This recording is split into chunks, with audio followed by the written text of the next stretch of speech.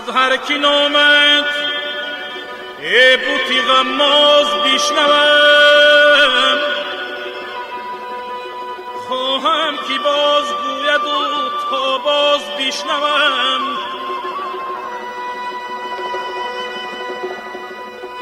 صدر حکایت تو به پایان اگر رسد، خواهم کی باری دیگر از آغاز بیشنوم.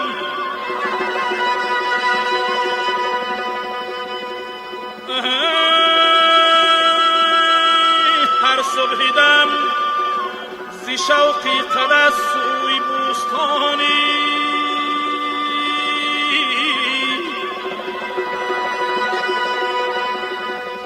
آیم حدیثی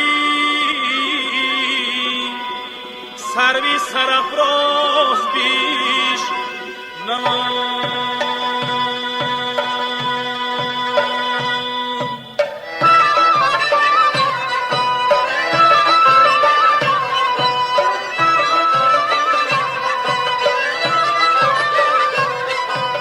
میل اگر بر ما نداری گپ کشودن خوب نیست، آتشی پنهانی دل بالا نمودن خوب نیست.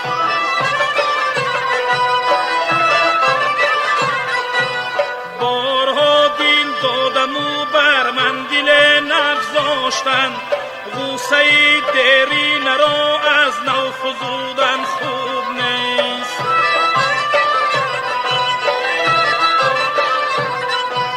نانی کس قرض است میگویند بر کس آدمان، دل اگر دادن نخواهی دل ربودن خوب نیست.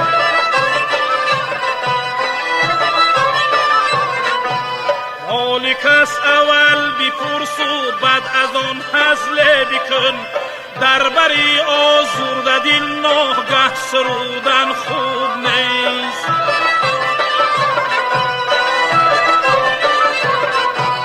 گر تو دانی آدم غرق است در گرداب غم، ساعت در یاد او به غم غنودن خوب نیست.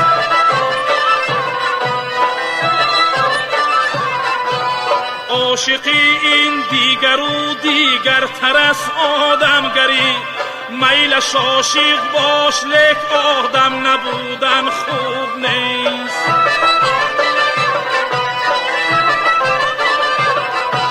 میلش عاشق باش لیک آدم نبودن خوب نیست.